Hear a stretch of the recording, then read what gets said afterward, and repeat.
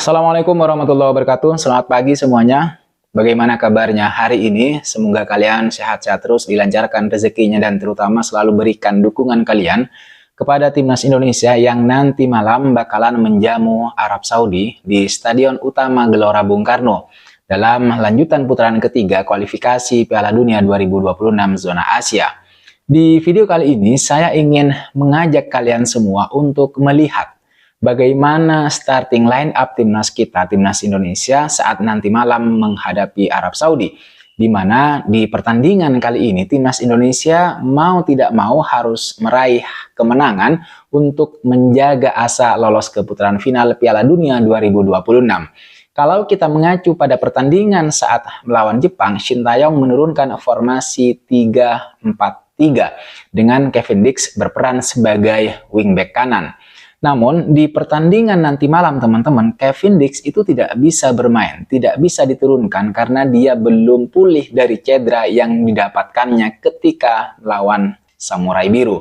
Bahkan dia juga sudah dikabarkan kembali ke klubnya di Denmark untuk melakukan recovery lebih cepat karena klubnya juga sedang membutuhkan tenaga dia yang bakal bertanding atau melakukan pertandingan di Liga Eropa. Sangat disayangkan memang karena kehadiran Kevin Dix terutama di timnas Indonesia saat melawan Jepang itu sangat terasa kontribusinya begitu. Beberapa kali dia melakukan overlapping dan memberikan umpan-umpan silang yang sangat berbahaya, yang sangat memanjakan. Hanya saja sayang sekali para pemain depan timnas kita itu tidak bisa menyambut dan mengkonversi umpan-umpan matang tersebut untuk kemudian bisa menjadi gol.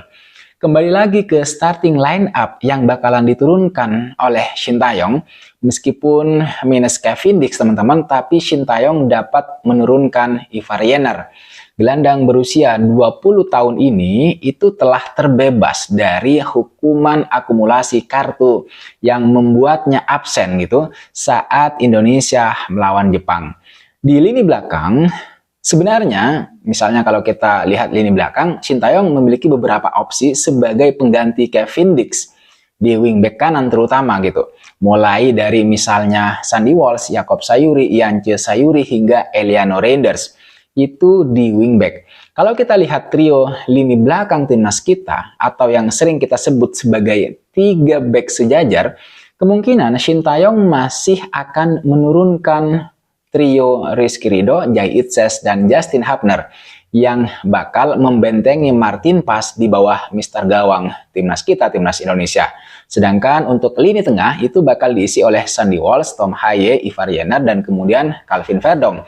Nathan Choaon menurut saya perlu ditepikan terlebih dahulu ke bangku cadangan karena performanya di laga melawan Jepang itu kurang cukup apik lah, kurang memuaskan. Dia kerap kali menunggu dan terlalu lama memegang bola. Terkadang umpan-umpannya juga begitu mudah dipatahkan atau dibaca oleh lawan. Kemudian untuk lini depan, Shin Tae-yong masih akan menurunkan Jakob Sayuri, kemungkinan besarnya begitu, kemudian Ragnar Oratmangun, dan yang pasti Rafael Strijk. Ketiganya memang tidak bisa mengkonversi setiap peluang untuk menjadi gol saat pertandingan melawan Jepang. Tapi mereka sangat mobile di laga tersebut. Maka memperhatikan hal tersebut sangat mungkin kalau nanti malam Shin Tae-yong bakalan menurunkan mereka bertiga di pos lini serang atau lini depan. Kemudian beberapa pemain timnas Indonesia yang bisa diandalkan sebagai super sub misalnya antara lain adalah Marcelino Ferdinand, kemudian ada Witan Sulaiman, ada Pratama Arhan, kemudian juga ada Jordi Amat hingga Shane Patinama. Mereka bisa menjadi super sub.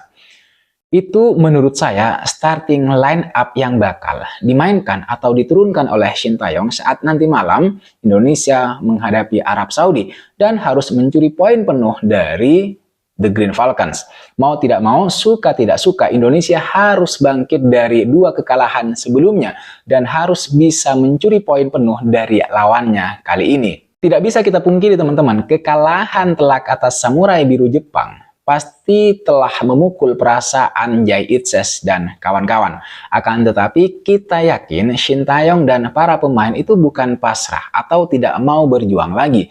Saya yakin ketimbang kita para penonton para pelatih dan para pemain itu pasti lebih pengen bangkit daripada kita semua yang hanya bisa menonton.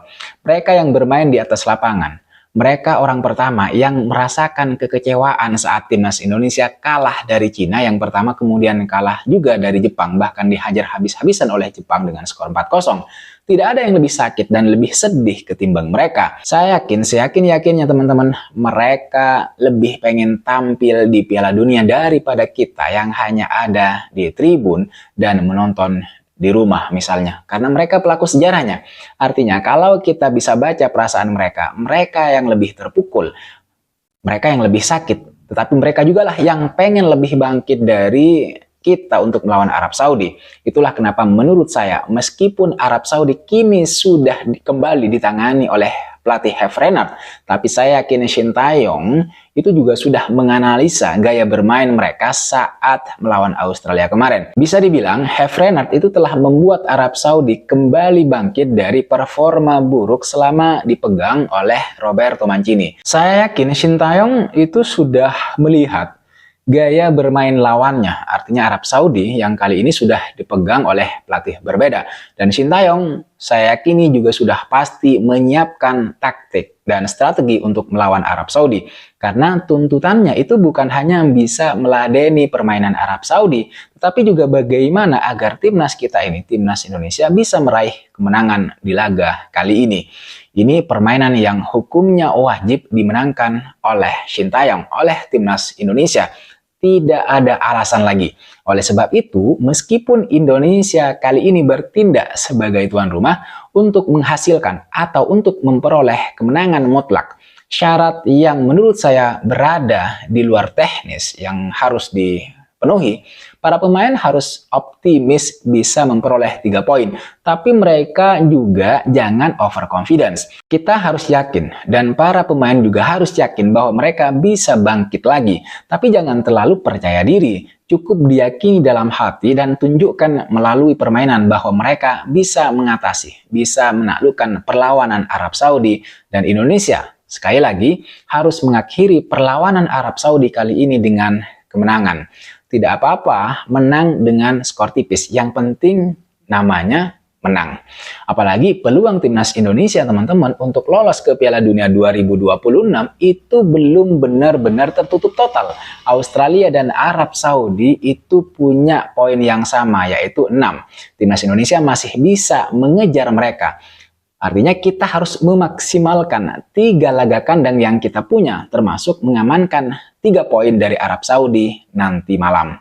Kalau kita menyeberang sedikit begitu ke tim lawan, beberapa pemain Arab Saudi sebenarnya mengalami cedera dan ini jadi kabar gembira, kabar yang bagus buat timnas kita, timnas Indonesia yang memang sedang mengincar kemenangan.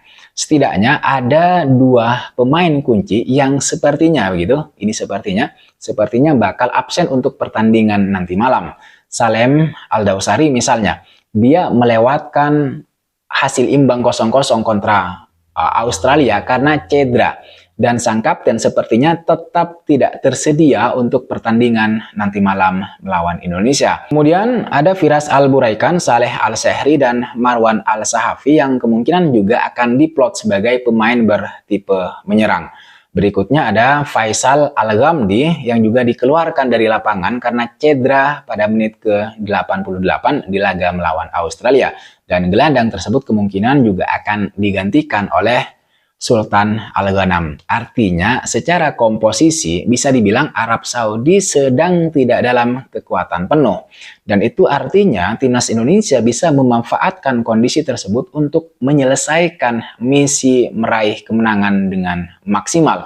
Artinya kondisi ini harus dimanfaatkan dengan sangat baik, dimanfaatkan secara maksimal untuk memperoleh hasil yang sempurna. Artinya memetik kemenangan.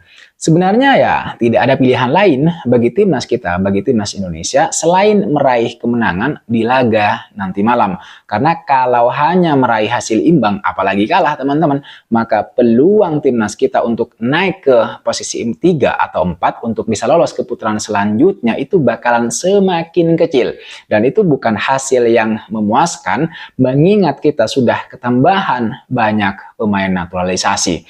yang sejak awal memang diharapkan bisa membentuk gitu ya, bisa membantu timnas kita setidaknya bisa lolos ke putaran keempat untuk bisa memperebutkan tiket lolos ke Piala Dunia 2026. Sekali lagi, pertandingan nanti malam bakal menjadi pertandingan yang sangat-sangat penting dan krusial, terutama bagi timnas Indonesia yang bertekad bangkit dari 2 kekalahan beruntun di 2 laga sebelumnya. Indonesia harus bisa menaklukkan Arab Saudi. Tetapi juga jangan, sekali lagi ini pesan saya, jangan terlalu confidence. Karena hal kayak gitu itu bisa sangat berbahaya bagi kita. Buktinya adalah di laga melawan Cina. Saat kita terlalu overconfident, terlalu percaya diri, tapi kemudian kepercayaan diri yang terlalu berlebihan itu kemudian berbalik menghajar kita. Saya kira itu teman-teman yang bisa saya bahas, yang bisa saya ketengahkan ke kalian semua. Terima kasih sudah menonton video ini sampai selesai. Terima kasih juga buat kalian yang sudah subscribe, buat kalian yang sudah memberikan kritik, saran, dan masukannya. Silahkan, jangan lupa like, komen, dan subscribe. Nyalakan notifnya. I'll see you on the next video.